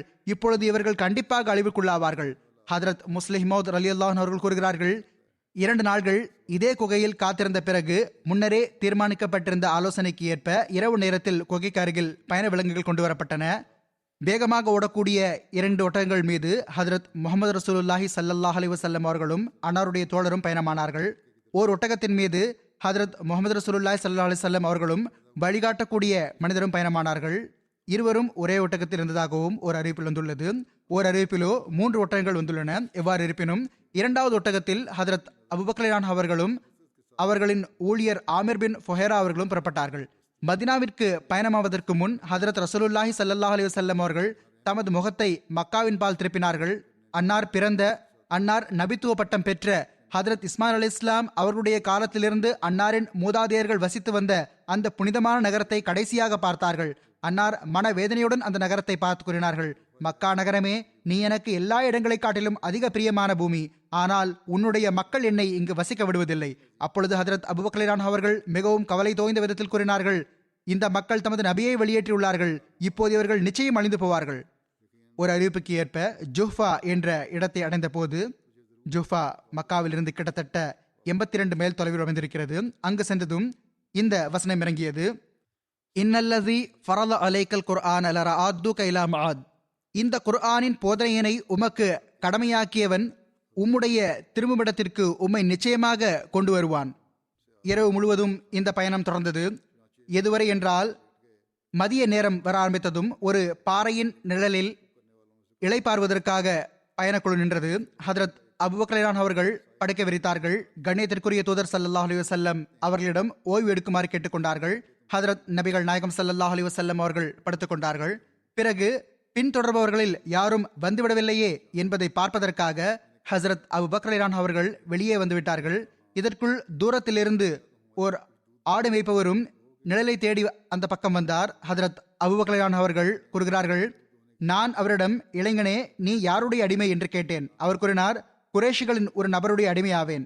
அவர் அந்த நபரின் பெயரை கூறினார். நான் அவரை அடையாளம் கண்டு கொண்டேன். நான் அவரிடம், உன்னுடைய ஆடுகளில் பால் ஏதும் இருக்கிறதா என்று கேட்டேன். அவர் ஆம் என்றார். நான், நீ எங்களுக்காக பால் கறந்து கொடுப்பாயா என்று கேட்டேன். அவர் ஆம் என்று பதிலளித்தார். எனவே நான் அவரிடம் பால் கறக்குமாறு கூறினேன். அவர் தன்னுடைய ஆடுகளில் ஓர் ஆட்டின் காலை தனது பின்னங்காலுக்கும் தொடைக்கும் இடையில் பிடித்துக் கொண்டார். அப்பொழுது நான் அவரிடம், முதலில் மடியை நன்றாக சுத்தம் செய் என்று கூறினேன். பிறகு எனது கண்காணிப்பில் பாலை பாத்திரத்தில் ஊற்றச் செய்தேன். அவர் பாலின் வெப்பம் தணிவதற்காக தண்ணீரை ஊற்றினார். நான் பாலை ஹதரத் நபிகள் நாயகம் ஸல்லல்லாஹு அலைஹி வஸல்லம் அவர்கள் முன் சமர்ப்பித்தேன். சில அறிவிப்புகள் வருகிறது, ஹதரத் அபூபக்கர் அவர்கள் பாலுடன் ஆஜரான போது ஹதரத் நபிகள் நாயகம் ஸல்லல்லாஹு அலைஹி வஸல்லம் அவர்கள் அதுவரை உறங்கிக் கொண்டிருந்தார்கள். ஹதரத் அபூபக்கர் அவர்கள் அன்னாரின் ஓய்வில் இடையூறு ஏற்படுவதை பொருத்தமானதாக கருதவில்லை. எனவே அன்னார் கண் விழிப்பதற்காக காத்துக் கொண்டிருந்தார்கள். கண் விழித்த பிறகு பாலை கொடுத்து, அல்லாஹ்வின் தூதர் அவர்களே, அருந்துங்கள் என்று பணிவுடன் கேட்டுக்கொண்டார்கள். ஹதரத் அபூபக்கர் அவர்கள் கூறுகிறார்கள், அன்னார் எவ்வளவு அறிந்தார்கள் என்றால், நான் மகிழ்ச்சி அடைந்து விட்டேன். பிறகு நான், அல்லாஹ்வின் தூதர் அவர்களே, புறப்படும் நேரம் வந்துவிட்டது என்று கூறினேன். அன்னார் ஆம் என்று கூறினார்கள். அல்லது ஒரு அறிவிப்பில் இவ்வாறு வருகிறது, கண்ணியத்திற்குரிய தூதர் ஸல்லல்லாஹு அலைஹி வஸல்லம் அவர்கள் கூறினார்கள், இப்போது பயணத்தை மீண்டும் துவங்க வேண்டும். ஆமாம் என்னுடைய எஜமானரே என்று கூறப்பட்டது. பயணம் மீண்டும் துவங்கியது. சுரக்கா பின் மாலிக் பின்தொடர்தல். அந்த சம்பவம் இதுவாகும். அரிகத் போன்ற திறமை பெற்ற வழிகாட்டுபவரின் பொறுப்பில் கரையோர பகுதிகள் வழியாக மதீனாவை நோக்கி இந்த பயணம் ஆரம்பிக்கப்பட்டது. அது பொதுவாக மதீனாவுக்கு செல்லும் வழியில் இருந்து மாறுபட்ட பாதையாகும். மக்கா மற்றும் அதன் அக்கம்பக்கத்து ஊர்களில் 100 ஒட்டகம் குறித்த பரிசுக்கான அறிவிப்பு பொதுவாக பரவிட்டிருந்தது. பல மக்கள் இந்த பெரும் பரிசு தமக்கு கிடைக்க வேண்டும் என்று விரும்பினர். சுரகா பின் மாலிக் அறிவிக்கிறார்கள், பிற்காலத்தில் இவர்கள் முஸ்லீம் ஆகிவிட்டார்கள். இஸ்லாத்தை ஏற்றுக்கொண்ட பிறகு இவர்கள் தாமே இந்த சம்பவத்தை இவ்வாறு எடுத்துரைத்துள்ளார்கள். எங்களிடம் குறைஷி குல காஃபிர்களின் தூதர்கள் வந்தார்கள். அவர்கள் ஹதரத் ரசூலுல்லாஹி ஸல்லல்லாஹு அலைஹி வஸல்லம் அவர்களுக்கும் ஹதரத் அபூபக்கர் ரலியல்லாஹு அவர்களுக்கும் என அவர்கள் இருவரையும் கொலை செய்யக்கூடிய அல்லது அவர்களை உயிருடன் பிடிக்கக்கூடிய மக்களுக்காக ஈட்டுத்தொகை நிர்ணயித்து வைத்திருந்தார்கள். சுரகா கூறுகிறார்கள், நான் என்னுடைய சமுதாயமான மத்லுஜ் கோத்திரத்தின் ஒரு சபையில் அமர்ந்திருந்தேன். ஒரு நபர் அவர்களுக்கு முன்னால் இருந்து வந்து எங்களுக்கு அருகில் நின்று கொண்டார். நாங்களோ அமர்ந்திருந்தோம். அவர் கூறினார், சுரகாவே, நான் கரையோரமாக நிழலை போன்று ஏதோ ஒன்றை பார்த்தேன் என்று கூறினார். அல்லது 3 பேர் கொண்ட ஒரு பயணக்குழு செல்ல கண்டேன். அவர்கள் முஹம்மத் தான் ஸல்லல்லாஹு அலைஹி வஸல்லம் என்று நினைக்கிறேன் என்று கூறினார். சுராகாவின் மாலிக் கூறுகிறார்கள், இது முஹம்மத் ஸல்லல்லாஹு அலைஹி வஸல்லம் அவர்களின் பயணக்குழுவாகத்தான் இருக்கும் என்று நான் அறிந்து கொண்டேன். ஆனால் என்னுடன் வேறொருவர் இந்த பரிசில் பங்கு பெறுவதை நான் விரும்பவில்லை. எனவே நான் உடனடியாக அந்த நேர்த்தியான சந்தர்ப்பத்தை சமாளித்தேன். சொல்லிக் கொண்டிருந்த அந்த நபருக்கு அவர் மௌனமாக இருக்குமாறு கண்ணால் சைகை செய்தேன். சுயம் நான் கூறினேன், இல்லை இல்லை, அது முஹம்மதுடைய ஸல்லல்லாஹு அலைஹி வஸல்லம் பயணக்குழுவாக இருக்க முடியாது. மாறாக எந்த மக்களை பற்றி நீங்கள் கூறுகின்றீர்களோ அவர்களோ இப்போதுதான் எங்களுக்கு முன்னால் கடந்து சென்றார்கள். அவர்கள் இன்ன கோத்திரத்தைச் சேர்ந்தவர்கள். அவர்கள் தொலைந்து போன தமது ஒட்டகத்தை தேடி சென்று கொண்டிருக்கிறார்கள். சுராகா கூறுகிறார்கள், நான் யாருக்கும் சந்தேகம் வந்துவிடக் கூடாது என்பதற்காக சிறிது நேரம் அந்த சபையில் இருந்தேன். பிறகு என்னுடைய ஒரு பணிப்பெண்ணிடம், அவள் எனது இன்ன வேகமாக ஓடக்கூடிய குதிரையை அழைத்துக் கொண்டு வீட்டிற்கு புன்புறம் இன்ன இடத்தில் நின்று எனக்காக காத்திருக்க வேண்டும் என்று கூறினேன். சிறிது நேரத்திற்கு பிறகு சுரகாவே அங்கு சென்று விட்டார். அவர் கூறுகிறார், நான் சகுனம் பார்த்தேன். ஆனால் அந்த பயணத்திற்கு எதிராக சகுனம் வந்தது. ஆனால் நான் அதை பற்றி கவலைப்படவில்லை. எனது குதிரையை வேகமாக விரட்டி காற்றாக பறந்தேன். மிக வேகமாக நான் ஹதரத் முஹம்மது ரசூலுல்லாஹி ஸல்லல்லாஹு அலைஹி வஸல்லம் அவர்களின் பயணக்குழுதான் என்று கருதிய அந்த பயணக்குழுவை பின்தொடர ஆரம்பித்தேன். சுராகா கூறுகிறார்கள், நான் பல பயண இலக்குகளை கடந்தவாறு விரைவாகவே அந்த பயணக்குழுவிற்கு அருகில் சென்று விட்டேன். நான் தற்போது சிறு தூரத்தில் தான் இருந்திருப்பேன். என்னுடைய குதிரை வழக்கத்திற்கு மாறாக தடுமாறியது. நான் அதிலிருந்து கீழே விழுந்து விட்டேன். பிறகு நான் எழுந்து நின்றேன். சகுனம் பார்த்தேன். மீண்டும் சகுனம் என்னுடைய எண்ணத்திற்கு மாற்றமானதாக வந்தது. ஆனால் நான் முஹம்மது ஸல்லல்லாஹு அலைஹி வஸல்லம் அவர்களை திரும்ப அழைத்துச் செல்ல வேண்டும், 100 ஒட்டகங்களின் பரிசை பெற வேண்டும் என்று விரும்பினேன். பிறகு நான் எழுந்து குதிரை மீது பயணமானேன். இப்போது நான் எவ்வளவு நெருக்கமாக சென்று விட்டேன் என்றால், நான் இது முஹம்மது ஸல்லல்லாஹு அலைஹி வஸல்லம் அவர்களும் அபூபக்கர் ரலியல்லாஹு அவர்களும் தான் என்பதை அடையாளம் கண்டு கொண்டது மட்டுமல்லாமல் அதற்கும் மேற்பட்டு எனக்கு ஹதரத் முஹம்மது ஸல்லல்லாஹு அலைஹி வஸல்லம் அவர்கள் ஏதோ ஓதும் சத்தம் கேட்டது. இதற்குள் என்னுடைய குதிரை சரமாரியாக தடுக்கி விழுந்தது. அதனுடைய கால்கள் மணலில் புதைந்து விட்டன. நான் அதிலிருந்து கீழே விழுந்து விட்டேன். பிறகு நான் குதிரையை திட்டினேன். பிறகு எழுந்து நின்றேன். அதாவது ஏசி பேசிவிட்டு எழுந்து நின்றேன். குதிரையால் தன்னுடைய கால்களை நிலத்திலிருந்து வெளியே எடுக்க முடியாமல் இருந்தது. கடைசியில் அது நேராக நின்ற போது அதனுடைய 2 கால்களில் இருந்தும் தூசி பறந்து காற்றில் ஒரு புகையை போன்று பரவிவிட்டது. அதாவது எந்த அளவு புதைந்திருந்தது என்றால், மணலில் இருந்து காலை வெளியே எடுத்தவுடன் தூசி பறந்தது. சுராகா கூறுகின்றார்கள், இப்பொழுது நான் மீண்டும் அம்புகளால் சவனம் பார்த்தேன். எனக்கு பிடிக்காததே வந்தது. நான் அங்கிருந்தே உயிருக்கு உத்தரவாதம் அளிப்பதாக குரல் கொடுத்தேன். என்னால் உங்களுக்கு எந்த இழப்பும் ஏற்படாது என்று கூறினேன். இதை கேட்ட ஹதரத் ரசூலுல்லாஹி ஸல்லல்லாஹு அலைஹி வஸல்லம் அவர்கள் ஹதரத் அபூபக்கர் ரலியல்லாஹு அவர்களிடம், அவர் என்ன விரும்புகிறார் என்று கேளுங்கள் என்று கூறினார்கள். அவர் கூறினார், நான் சுராகா ஆவேன், உங்களோடு பேச விரும்புகிறேன். இதை கேட்டு அவர்கள் நின்று விட்டார்கள். சுராகா கூற தொடங்கினார், மக்காவாசிகள் தங்களை உயிருடனோ அல்லது பிணமாகவோ பிடித்து கொண்டு வருபவருக்கு 100 ஒட்டகங்களை பரிசாக நிர்ணயித்துள்ளார்கள். நான் இந்த பேராசையிலேயே தங்களை பின்தொடர்ந்து வந்தேன். ஆனால் எனக்கு நடந்த விஷயத்தை வைத்து நான் பின்தொடர்வது சரியல்ல என்ற விஷயத்தில் உறுதியாக நிலை பெற்று விட்டேன். அவர் கணித்துக்குரிய ஸல்லல்லாஹு அலைஹி வஸல்லம் அவர்களிடம் பயண உணவு போன்றவற்றை சமர்ப்பிக்கவும் செய்தார். ஆனால் ஹதரத் நபிகள் நாயகம் ஸல்லல்லாஹு அலைஹி வஸல்லம் அவர்கள் அவற்றை ஏற்றுக்கொள்ளவில்லை. எங்களை பற்றி யாருக்கும் தகவல் கொடுக்க வேண்டாம் என்று மட்டும் கூறினார்கள். அவர் இதற்கு உறுதியளித்தார். அத்துடன் இவ்வாறும் கேட்டுக்கொண்டார், தாங்கள் ஒரு நாள் அரசாட்சி பெற்று விடுவீர்கள். அப்போது நான் தங்களது அவைக்கு வரும்போது என்னை கண்ணியத்தோடும் மரியாதையோடும் அணுக வேண்டும் என்று எனக்கு ஏதாவது உடன்படிக்கை எழுதி தாருங்கள். சில அறிவிப்புகளுக்கு ஏற்ப அவர் உயிருக்கு உத்தரவாதம் அளிப்பதாக மடல் எழுதி தருமாறு கேட்டுக்கொண்டார். எனவே கண்ணியத்திற்குரிய தூதர் ஸல்லல்லாஹு அலைஹி வஸல்லம் அவர்களின் வழிகாட்டலின்படி அவருக்கு அந்த மடலை ஹதரத் அபூபக்கர் ரலியல்லாஹு அவர்கள் பெரிதோர் அறிவிப்பிற்கு ஏற்ப ஆமிர் பின் ஃபுஹைரா அவர்கள் எழுதி தந்தார்கள். அவர் இந்த மடலை எடுத்துக்கொண்டு திரும்பி வந்தார். இந்த குறிப்பு இனிவரும் காலங்களிலும் தொடரும் இன்ஷா அல்லாஹ். நாளை இன்ஷா அல்லாஹ் புத்தாண்டு ஆரம்பமாகிறது. அல்லாஹ் வரக்கூடிய ஆண்டை ஜமாத் மக்களுக்கு ஜமாத் அளவில் ஜமாத்துக்கு எல்லா வகையிலும் அருளுக்குரியதாக்குவானாக. எல்லா விதமான தீங்கிலிருந்தும் ஜமாத்தை பாதுகாப்பாக வைப்பானாக. ஜமாத்துக்கு எதிரான திட்டங்கள் அனைத்தையும் மண்ணோடு மண்ணாக்கி விடுவானாக. அல்லாஹ் ஹதரத் வாக்களிக்கப்பட்ட மசீஹ் இஸ்லாத் வஸ்லாம் அவர்களுக்கு வழங்கிய வாக்குறுதிகளை நாமும் நமது வாழ்வில் அதிகமான அளவில் நிறைவேற காண்போமாக. அல்லாஹ் நமக்கு இந்த காட்சிகளையும் காட்டுவானாக. எனவே அதிகமாக துவா செய்து கொண்டே இருங்கள். புத்தாண்டில் துவாக்கள் செய்தவண்ணம் நுழையுங்கள். தஹஜுதுக்கும் சிறப்பான ஏற்பாடு செய்யுங்கள். சில பள்ளிவாசல்களிலும் நடைபெறுகிறது. மற்றபடி எங்கு இல்லையோ அங்கும் செய்ய வேண்டும். ஜமாத்தாக இல்லை என்றால் தனியாகவும் வீடுகளிலும் குறிப்பாக தஹஜுத் தொழ வேண்டும், துவா செய்ய வேண்டும். முதல் விஷயம், இது நிரந்தர பழக்கமாக இருக்க வேண்டும். ஆனால் நாளை முதல் அல்லது இன்று இரவில் இருந்து தொழும்போது அதுவும் வாழ்வின் நிரந்தர அங்கமாக ஆவதற்கு முயற்சி செய்யுங்கள். அல்லாஹ் அனைவருக்கும் அதற்கான நல்வாய்ப்பு வழங்குவானாக.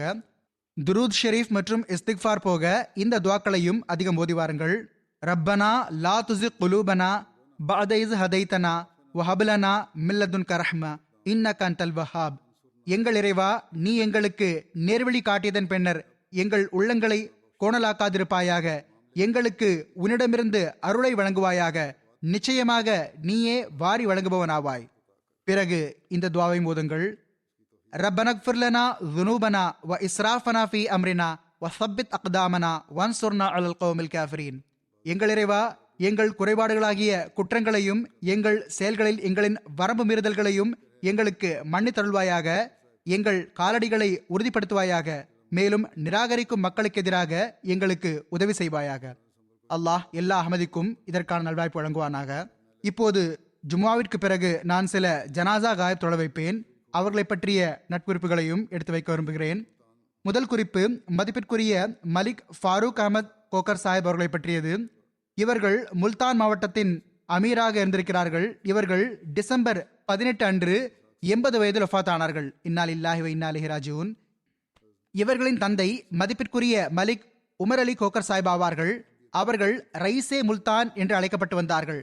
தாயார் சையீதா நுசஜஹா பேகம் சாஹிபா ஆவார்கள். சையீதா பேகம் என்ற பெயரில் அறியப்பட்டார்கள். அவர்கள் ஹதரத் மீர் முகமது இஸ்மாயில் சாஹிப் அவர்களின் மகளாவார்கள். ஹதரத் மலிக் உமர் அலி சாஹிப் அவர்கள் தமது இளமை பருவத்தில் அஹ்மதியத்தை ஏற்றார்கள். ஹதரத் இரண்டாவது ஹலீஃபத்துல் மசி ரலியல்லாஹு அவர்களின் காலத்தில் இவர்கள் காதியான் சென்று பையத் செய்யும் நட்பெயர் பெற்றார்கள். மலிக் உமர் அலி சாஹிப் அவர்கள் விரைவில் வஃபாத் ஆகிவிட்டிருந்தார்கள். அப்போது மலிக் ஃபாரூக் அஹமத் சாஹிப் அவர்களுக்கு 20-22 வயது இருக்கும். கிட்டத்தட்ட இளைஞராக இருந்தார்கள். வயல் வரப்புகள் போக மலிக் சாஹிபுக்கு கராச்சியில் சில பிசினஸ் இருந்தது. அதை அவர்கள் மிகச் சிறப்பான முறையில் பார்த்து கொண்டார்கள். இவர்களுக்கு 2 தாயார் இருந்தார்கள். அவர்களையும் சகோதர சகோதரிகளையும் பராமரித்தார்கள். மலிக் ஃபாரூக் கோக்கர் சாஹிப் அவர்கள் நீண்ட காலம் முல்தான் மாவட்ட காயிதாகவும் முல்தான் மஜ்லிஸ் குத்தாமுல் அஹ்மதியாவின் காயிதாகவும் முல்தான் இலாகா காயிதாகவும் பணியாற்றி வந்தார்கள். 1980 முதல் 85 வரை முல்தான் மாவட்டத்தின் அமீராக பணியாற்றும் நல்வாய்ப்பு பெற்றார்கள். இந்த காலத்தில் இவர்கள் முல்தான் நகர அமீராகவும் தொண்டாற்றும் நல்வாய்ப்பு பெற்றார்கள். இவர்களின் திருமணம் 1968 ஹதரத் மிர்சா அசீஸ் அஹமத் சாஹிப் அவர்களின் மகள் தர்தானா சாஹிபாவுடன் நடந்தது. ஹதரத் 3வது ஹலீஃபத்துல் மசி ரஹிமஹுல்லா அவர்கள் நிக்காவதினார்கள். அல்லாஹ் இவர்களுக்கு ஒரு மகனையும் 5 மகள்களையும் வழங்கியுள்ளான். இவர்களின் துணைவியார் கூறுகிறார்கள், மிகவும் அன்பு செலுத்தக்கூடியவராகவும் அக்கறை கொள்ளக்கூடியவராகவும் இருந்தார்கள். சின்ன சின்ன விஷயங்களை கருத்தில் கொள்வார்கள். முறையாக தஹஜ்ஜுத் தொழுவார்கள். என்னையும் தினமும் தஹஜ்ஜுத்துக்கு எழுப்பி வந்தார்கள். வஃபாத் ஆன அன்றும் இரவு நஃபில் தொழுதார்கள். பிறகு தொழுதுவிட்டு உறங்கிவிட்டார்கள். எப்போதும் ஒழுவுடன் இருப்பதற்கு முயற்சி செய்வார்கள். துணைவியார் கூறுகிறார்கள், தற்போது அமீராகி இருக்கவில்லை. ஆனால் எந்த அகமதிக்கு என்ன பிரச்சனை வந்தாலும் எந்நேரமும் யாரிடமிருந்து போன் வந்தாலும் உடனடியாக பணிக்கு ஆயத்தமாகி விடுவார்கள். துணைவியார் கூறுகிறார்கள், அவர்கள் அமீர் ஜமாத் ஆன போது எனக்கு இவ்வாறு கட்டளையிட்டிருந்தார்கள், எப்பொழுதும் உணவு மற்றும் தேநீருக்கான ஏற்பாடு இருக்க வேண்டும். எப்போது வேண்டுமானாலும் எந்த விருந்தினரும் வரலாம். துணைவியார் கூறுகிறார்கள், என் வீடு விருந்தினர் வராமல் இருந்ததாக எனக்கு நினைவில்லை. யாராவது வந்து நிரந்தரமாக தங்கிவிடுவார்கள். சில முரபிமார்களையும் வீட்டில் தங்க வைத்து வந்தார்கள். வீடு அலுவலகமாகவே மாறியிருந்தது. மிகவும் தாராளமான மனம் படைத்தவராக, உள்ளத்தால் அன்பு செலுத்தக்கூடியவராக இருந்தார்கள். அகமதி அல்லாத உறவினர்கள் அனைவரும், இன்னும் சொல்வதென்றால் கோக்கர் வம்சம் முழுவதும் இவர்களுக்கு மிகவும் மதிப்பும் மரியாதையும் அளித்து வந்தது, அன்பு செலுத்தி வந்தது. இவர்கள் எப்போதும் அவர்களுடன் நன்றாக பழகுவார்கள். அல்லாஹ் அருளால் திருக்குர்ஆனை மிக நன்றாக ஓதி வந்தார்கள். மனைவி கூறுகிறார்கள், நான் திலாவத் செய்யும் போது திருக்குர்ஆனை திறந்து பார்க்காமலேயே திருத்தம் செய்து வந்தார்கள். இவர்களின் மகன் தல்ஹா கூறுகிறார்கள், தமது 2 தாயாரையும் நன்றாக கவனித்துக் கொள்வார்கள். ஒருபோதும் பிரித்து பார்க்கவில்லை. தமது அனைத்து சகோதர சகோதரிகளுக்கும் இவர்கள் தாமே திருமணம் செய்து வைத்தார்கள். இவர்களின் உள்ளத்தை போன்றே இவர்களின் இல்லமும் எப்போதும் எல்லோருக்காகவும் திறந்தே இருந்தது. குறிப்பாக ஜமாத்தின் வாழ்வை அர்ப்பணித்தவர்களுக்கான இவர்களின் ஒரு வீடு ஹைரா கலிமரி என்ற இடத்தில் இருந்தது. இவர்கள் நான் இதை ஜமாத்துக்காகத்தான் கட்டவே செய்தேன் என்று கூறி வந்தார்கள். எப்போதும் யாருக்கும் மறுத்ததில்லை. அங்கு சென்று தங்க விரும்பியவர் சென்று தங்கினார். 1984 அரசாங்க சட்டம் பிறப்பிக்கப்பட்டதற்கு பிறகிருந்தே சோதனை காலத்தில் இறையருளால் மகன் கூறுகிறார்கள், இவர்கள் தமது துணிச்சலான ஆளுமையினால் முல்தான் மாவட்டம் மற்றும் நகரத்தின் எல்லா தோழர்களுக்கும் எப்போதும் துணிச்சலூட்டி வந்தார்கள். ஒருபோதும் வலுவிழக்க விடவில்லை. ஹதரத் 4வது ஹலிஃபத்துல் மசி ரஹ்மவுல்லா அவர்களின் ஹிஜ்ரத் பயணத்தில் அல்லாஹ்வினருளால் ஹுசூர் அவர்களின் பயணக்குழுவில் பங்கு பெறும் வாய்ப்பும் இவர்களுக்கு கிடைத்தது. ஒரு இடத்தில் ஒரு சந்தர்ப்பத்தில் பயணக்குழுவை வழிநடத்தவும் செய்தார்கள். இவர்கள் சரியாக வழிகாட்டினார்கள். இவர்களின் மகன் எழுதுகிறார்கள், தந்தையாரின் அமாரத் காலத்தில் எங்கள் வீடு வீடாக இருந்ததை விட அதிகம் அலுவலகமாக இருந்தது. நல்ல பொலிவு காணப்பட்டது. வயல் வேலைகளை தமது தம்பியிடம் ஒப்படைத்து விட்டார்கள். மேலும் தமது முழு நேரத்தையும் மார்க்கத்திற்காக அர்ப்பணித்து விட்டார்கள். எல்லாரும் வந்து சென்றார்கள். இவர்கள் நெருங்கி பழகுவார்கள். ஜமாத் அல்லாத உறவினர்களுக்கு பொருளுதவியும் செய்து வந்தார்கள். மகன் கூறுகிறார்கள், இவர்களின் ஜனாசாவிற்கு எங்களுடைய சில உறவினர்கள் வந்திருந்தனர். அவர்கள் இன்று நாங்கள் ஆதரவற்றவர்கள் ஆகிவிட்டோம் என்று கூறினார்கள். ஏனென்றால் அவர்களுக்கு இவர்கள் உதவி செய்து வந்தார்கள். மகன் கூறுகிறார்கள், எப்போதும் எங்களை தொழுமாறு குறிப்பாக ஃபஜர் தொழுகைக்காக வலியுறுத்துவார்கள். இவர்களின் சிறிய மகள் ஃபாயிசா கூறுகிறார்கள், தந்தையார் அல்லாஹின் மீது கொண்டிருந்த தவக்குல் எங்களுக்கு ஒரு முன்மாதிரியாக இருந்தது.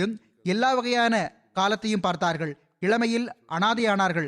எல்லாவித சூழ்நிலைகளையும் கண்டார்கள், நெருக்கடியும் செழிப்பும். ஆனால் நான் குழந்தை பருவத்திலிருந்து பார்த்திருக்கிறேன். தந்தையார் அல்லாஹின் மீதான தவக்குலை, இறை நம்பிக்கையை பகிரங்கமாக வெளிப்படுத்தியுள்ளார்கள். எப்போதும் என்னுடைய எல்லா பணிகளையும் அல்லாவே செய்கிறார் என்று கூறுவார்கள். மகள் கூறுகிறார்கள், தந்தையாருக்கு ஹிலாஃபத் மீது அளவு கடந்த அன்பு இருந்தது. ஹிலாஃபத் பற்றி கூறும்போது அழுது விடுவார்கள். ஒரு சோதனையும் அவர்களுக்கு வந்தது. அதையும் அவர்கள் மிகவும் பொறுமையுடனும் துவாவுடனும் கடந்தார்கள். 2வது தாயாருக்கு பிறந்த இவர்களின் தம்பி மலிக் தாரிக் அலி கோக்கர் சாஹிப் அவர்கள் கூறுகிறார்கள், எனது தந்தையார் வஃபாத் ஆன போது எனக்கு 9 வயது. என்னுடைய இந்த அண்ணன் மலிக் ஃபாரூக் சாஹிப் அவர்களுக்கு 22 வயது. என்னுடைய இந்த அண்ணன், இதில் ரிப்பீட் பண்றேன் இந்த லைன் மட்டும். என்னுடைய இந்த அண்ணன் மலிக் ஃபாரூக் சாஹிப் 22 வயது இளைஞராக இருந்தார்கள். ஆனால் அவர்கள் எங்களை தந்தையை போன்று பார்த்து கொண்டார்கள். வாழ்நாள் முழுவதும் ஒருபோதும் எனக்கு தந்தையின் குறை தெரியவிடவில்லை. பிறகு இவர்களின் தம்பி மேற்கொண்டு எழுதுகிறார்கள், ஜமாத் அல்லாத உறவினர்களுக்கு இவர்களின் மேல் ஒரு தனி மதிப்பச்சம் இருந்தது. அவர்களை இவர்கள் நன்றாக கவனித்தும் கொண்டார்கள். எண்ணற்ற அகமதி குடும்பங்களுக்கு பாதுகாப்பாளராக இருந்து வந்திருக்கிறார்கள். பல பிள்ளைகளுக்கு கல்வி அளித்து வேலைவாய்ப்பை ஏற்படுத்தி கொண்டிருக்கின்றார்கள். பிறகு கூறுகிறார்கள், என்னுடைய சகோதரர் தேவையுடைய எல்லாருக்கும் கடன் கொடுத்து வந்தார்கள். ஒருபோதும் திருப்பி கேட்டதில்லை. எப்பொழுதும் சிறந்த கடன் என்ற எண்ணத்திலேயே வழங்கி வந்தார்கள். புதிதாக பைய செய்த பலர் கூறுகிறார்கள், நாங்கள் அகமதியத்தில் நுழைந்த பிறகு மலிக் ஃபாரூக் அஹமத் கோக்கர் சாஹிப் அவர்கள் தமவர்களை போன்று சீர்தூக்கி எங்கள் தேவைகளை கருத்தில் கொண்டார்கள். இவர்களுக்கு 80 வயதானதும், ஆனால் கடந்த 2 ஆண்டுகளாகவே கூறி வந்தார்கள், இவர்களுக்கு கவலை இருந்தது என்றால் என்னுடைய ஹிஸ்ஸா ஜாய்தாத் செலுத்த வேண்டுமே என்ற கவலை மட்டும்தான் இருந்தது. அதிகப்படியான ஹிஸ்ஸா ஜாய்தாதை, சொத்தில் பங்கை செலுத்திவிட்டார்கள். சிறிது பாக்கியம் இருக்கிறது. அல்லாஹ் பாக்கியையும் செலுத்துவதற்கு பிள்ளைகளுக்கு நல்வாய்ப்பு வழங்குவானாக. இவர்களுடைய சகோதரி தாஹிரா கூறுகிறார்கள், இவர்களும் 2வது தாயின் பிள்ளை ஆவார்கள். என்னுடைய சகோதரர் எப்பொழுதும் என்னுடன் ஒரு பரிவான தந்தையை போன்று பழகினார். எல்லாவற்றிற்கும் மேலான சிறப்பு என்ன இருந்ததென்றால், இவர்கள் ஒருபோதும் உடன் பிறந்தவர்கள், மாற்றாதாய் மக்கள் என்று பிரித்து பார்த்ததில்லை. சகோதர சகோதரிகள் அனைவரிடமும் ஒன்று போல் நடந்து கொண்டார்கள். 2 தாயாருடனும் சரிசமமாக நடந்து கொண்டார்கள். எங்களுடைய தாய்மார்கள் வேறு வேறு என்ற உணர்வை எப்போதும் எங்களுக்கு ஏற்படவில்லை. பிறகு இவர்கள் கூறுகிறார்கள், நிச்சயமாக இவர்கள் எனது தந்தையின் ஸ்தானத்தில் இருந்தார்கள். எவ்வாறு ஒரு தந்தை அமைதியான முறையில் தனது மகளின் சுகதுக்கங்களின் கை கொடுக்கிறாரோ, எவ்வாறு ஒரு தந்தை அமைதியான முறையில் தனது மகளின் சுகதுக்கங்களில் கை கொடுக்கிறாரோ, முற்றிலும் அவ்வாறே என்னுடன் அவர்களின் தொடர்பு இருந்தது. பிறகு இவர்களுடைய மகள் நமூத் சஹர் கூறுகிறார்கள், தந்தையாரின் வாழ்வில் சில விஷயங்கள் மிகவும் வெளிப்படையாக தெரிகின்றன, மீண்டும் மீண்டும் நினைவிற்கு வருகின்றன. அவற்றில் எல்லாவற்றிற்கும் மேலாக அவர்களின் விருந்தோம்பல் மற்றும் மக்களுடன் அன்பாக பழகுதலாகும். பிறகு கூறுகிறார்கள், விருந்தோம்பல் நிலை எப்படி இருந்தது என்றால், வீட்டில் உணவு சமைக்கப்பட்டிருக்கும், விருந்தாளிகள் வந்து விடுவார்கள். உணவு உண்பதற்காக வீட்டில் இருப்பவர்கள் அமர்ந்திருப்பார்கள். ஆனால் அதே உணவு வெளியில் விருந்தாளிகளுக்காக சென்றுவிடும். வீட்டு மக்கள் பிறகு முட்டையை பொறித்து சமாளித்துக் கொள்வார்கள். பிறகு கூறுகிறார்கள், வாழ்வில் பல தவறுகள் நடக்கின்றன. மனிதரிடம் ஏற்றத்தாழ்வு ஏற்பட்டு விடுகிறது. அதன் காரணமாக சில சோதனைகளையும் அன்னார் கடக்க வேண்டி வந்தது. ஆனால் ஒருபோதும் ஹிலாஃபத் தொடர்பாக எங்களுக்கு காலத்தின் ஹலீஃபா அவர்கள் ஏதோ தவறான தீர்ப்பு கூறிவிட்டார்களோ என்ற சிந்தனை ஏற்படும் வகையில் எந்த விஷயத்தையும் அவர்கள் பேசியதில்லை. எப்பொழுதும் எங்கள் வீட்டில் ஹுத்பா கேட்பதும் ஜமாத்தோடு தொடர்பு வைத்துக் கொள்வதும் குறிப்பாக கடைபிடிக்கப்பட்டு வந்தது. அல்லாஹ் அவர்களுடன் மக்ஃபிரத் மற்றும் கருணையுடன் நடந்து கொள்வானாக. அவர்களின் பிள்ளைகளுக்கும் பொறுமையையும் மனதைரியத்தையும் வழங்குவானாக. நன்மைகளில் முன்னேறுவதற்கான நல்வாய்ப்பை வழங்குவானாக. அடுத்த குறிப்பு ரஹ்மத்துல்லா சாஹிப் அவர்களுடையது. இவர்கள் இந்தோனேஷியாவைச் சேர்ந்தவர்கள். 66 வயதில் வஃபாத் ஆகிவிட்டார்கள். இன்னா லில்லாஹி வ இன்னா இலைஹி ராஜிஊன். கிழக்கு ஜாவாவில் இவர்கள் பிறந்தார்கள். 1980 இந்தோனேஷியா ஜமாத்தின் முன்னாள் தப்லீக் செயலர் மதிப்பிற்குரிய சுயூத்தி அசீஸ் அஹமத் சாஹிப் அவர்கள் மூலமாக பையத் செய்து ஜமாத் இணைந்தார்கள். 1993 வசீத் அமைப்பில் இணைந்தார்கள். தம்முடைய வஃபாத் வரை அங்குள்ள கீரங் நட்கா ஜமாத்தில் இவர்களுக்கு தொண்டாற்றுவதற்கான நல்வாய்ப்பு கிடைத்து வந்துள்ளது. பின்விட்டு சென்றவர்களில் துணைவியார் மட்டுமின்றி 3 பிள்ளைகளும் 6 மகள்வழி பேரர்களும் இருக்கின்றார்கள். இவர்களுடைய துணைவியார் எழுதுகிறார்கள், மர்ஹூம் ஒரு கனவு பார்த்தார்கள். அதில் அவர்கள் தம்மை மக்கள் திரளுக்கு மத்தியில் வரிசைகளில் நிற்க கண்டார்கள். இவர்கள் கனவிலேயே ஒருவரிடம் எந்த வரிசையில் நிற்கட்டும் என்று விசாரித்தார்கள். ஒருவர் ஒரு வரிசையின் பக்கம் சைகை செய்தார். அதில் ஒரு பரிசுத்தமான மனிதர் நின்று கொண்டிருந்தார். மர்ஹூம் அவர்களால் அந்த பரிசுத்தமான மனிதரை அடையாளம் காண முடியவில்லை. சில காலங்களுக்கு பிறகே தெரிய வந்தது அவர்கள்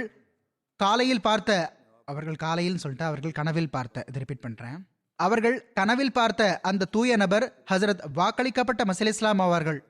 இதன் காரணமாகவே மர்ஹூம் ஜமாத்தின் உண்மைத்துவத்தை ஏற்றுக்கொண்டார்கள். பிறகு பையத்தும் செய்துவிட்டார்கள். இவர்களின் மகள் எழுதுகிறார்கள், மர்ஹூம் பையத் செய்த பிறகு உள்ளூர் ஜமாத் போக உள்ளூர் அன்சாருல்லா மஜ்லிஸ்களிலும் தொண்டாற்றி வந்தார்கள். ஜமாத்திற்கு எதிரிகள் தரப்பிலிருந்து தாக்குதல்களும் மிரட்டல்களும் வரும். மர்ஹூம் மிகவும் வீரத்தோடு ஜமாத் சார்பாக தற்காத்து வந்தார்கள். மிகவும் வள்ளலாக இருந்தார்கள். யாராவது ஒருவர் உதவி கேட்பதற்கோ அல்லது கடன் கேட்பதற்கோ வந்தால் எப்பொழுதும் அவருக்கு உதவி செய்வார்கள். இவர்களின் 3வது மகள் எழுதுகிறார்கள், ஹிலாஃபத்துடன் அளவு கடந்த அன்பு கொள்ளக்கூடியவராகவும் அதற்கு மிகவும் கட்டுப்படக்கூடியவராகவும் திகழ்ந்தார்கள். இந்தோனேஷியா அமீர் அப்துல் பாசித் சாஹிப் எழுதுகிறார்கள், ஜமாத் மீதும் ஹிலாஃபத் மீதும் அளவு கடந்த அன்பு கொண்டிருந்தார்கள். அமீர் சாஹிப் கூறுகிறார்கள், மேற்கு ஜாவாவின் ஒரு நகரத்தின் ஒரு ஜமாத் உள்ளது. அங்கு சில முறை ஜமாத்தின் எதிரிகள் நமது பள்ளியை தாக்கினார்கள். மேலும் உள்ளூர் அரசாங்கத்தை ஜமாத்துடைய பணி மும்முரங்களில் கட்டுப்பாடு விதிக்குமாறு கூறினார்கள். அந்த சந்தர்ப்பத்தில் ரஹமத்துல்லா சாஹிப் அவர்கள் மிகவும் வீரமான முறையில் எதிரிகளையும் உள்ளூர் அரசாங்கத்தையும் எதிர்கொண்டார்கள். அவர்களின் ஆட்சேபனைக்கு பதில் எழுதுவார்கள். மர்ஹூம் அவர்களின் முயற்சியினால் இப்போது வரை அங்கு ஜமாத் நிலை பெற்றிருக்கிறது. எந்த கட்டுப்பாடும் விதிக்கப்படவில்லை. அல்லாஹ் இவர்களுடன் மக்ஃபிரத் மற்றும் கருணையுடன் நடந்து கொள்வானாக. இவர்களுடைய பிள்ளைகளுக்கும் இவர்களின் நன்மையை தொடர்வதற்கு நல்வாய்ப்பு வழங்குவானாக. அடுத்த குறிப்பு காஷ்மீர் யாரிபூரா ஜமாத்தைச் சேர்ந்த அல்ஹாஜ் அப்துல் ஹமீத் டாக் சாஹிப் அவர்களை பற்றியது. இவர்கள் டிசம்பர் 24 அன்று 94 வயதில் வஃபாத் ஆகிவிட்டார்கள். இன்னா லில்லாஹி வ இன்னா இலைஹி ராஜிஊன். அல்லாஹ்வினால் மூசியாக இருந்தார்கள். யாரிபூராவைச் சேர்ந்த முகமது அக்ரம் டாக் சாஹிப் அவர்களின் மகனாவார்கள். அவர்கள் அந்த பகுதியின் ஆரம்பகால அகமதிகளின் ஒருவராவார். மர்ஹூம் அவர்கள் மிகவும் நல்ல மெல்லிய இயல்புடையவராகவும் நன்றாக பழகக்கூடியவராகவும் எல்லாருக்கும் பிடித்தவராகவும் ஒழுக்கமானவராகவும் மௌனமான இயல்புடைய சான்றோராகவும் திகழ்ந்தார்கள். நீண்ட காலமாக ஜமாத் பணியாற்றுவதற்கான நல்வாய்ப்பு பெற்றார்கள். ஜம்மு காஷ்மீரின் மாநில அமீராக இருந்தது போக மாவட்ட அமீராகவும் நாசிம் அன்சாருல்லாவாகவும் பணியாற்றும் நல்வாய்ப்பு பெற்றார்கள். உள்ளூர் ஜமாத்தில் உள்ளூர் பொறுப்புகளில் தொண்டாற்றி வந்தார்கள். பல ஆண்டுகளாக இந்தியாவின் அஞ்சுமன் தஹ்ரீக் ஜதீதின் கௌரவ உறுப்பினராகவும் அங்கமாகவும் திகழ்ந்திருக்கின்றார்கள். மாநில அமீராக இருந்த காலகட்டத்தில் 1987 காஷ்மீரின் 5 ஜமாத் பள்ளிக்கூடங்களும் இவர்கள் காலத்தில் நிறுவப்பட்டன. பல பள்ளிவாசல்கள் மற்றும் பிரச்சார நிலையங்களை கூட கட்டுவதற்காக அன்னார் கடுமையாக உழைத்திருக்கிறார்கள். இளைஞர்களின் அறிவு திறன்களை வெளிக்கொணர்வதற்காக மற்றும் அவற்றை மேம்படுத்துவதற்காக மிக அதிகமாக முயற்சி செய்திருக்கிறார்கள். இந்த பணியில் இவர்கள் எப்பொழுதும் முன்னணி வகித்து வந்தார்கள். யாரிபூரா பகுதியில் இவர்களின் சமுதாய தொண்டின் காரணமாக இவர்களுக்கு மிகவும் மரியாதை இருந்து வந்தது. அல்லாஹ் இவர்களுடன் மக்ஃபிரத் மற்றும் கருணையுடன் நடந்து கொள்வானாக. இவர்களின் அடுத்த தலைமுறையினரையும் நட்பண்பு உடையவர்களாகவும் நற்செயல் செய்பவர்களாகவும் ஆக்குவானாக. தொண்டாற்றுவதற்கான நல்வாய்ப்பு வழங்கி வருவானாக.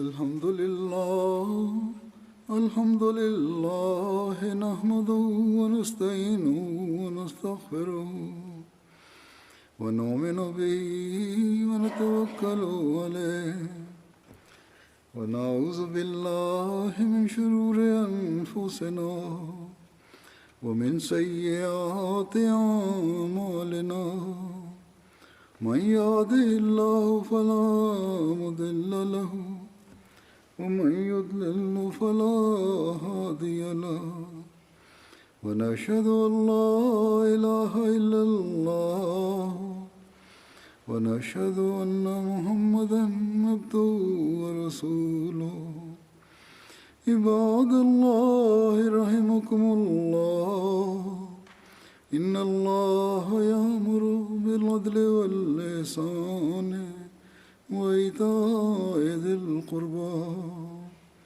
وينهى عن الفحشاء والمنكر والبغي يعظكم لعلكم تذكرون اذكروا الله يذكركم وادعوه يستجب لكم ولذكر الله أكبر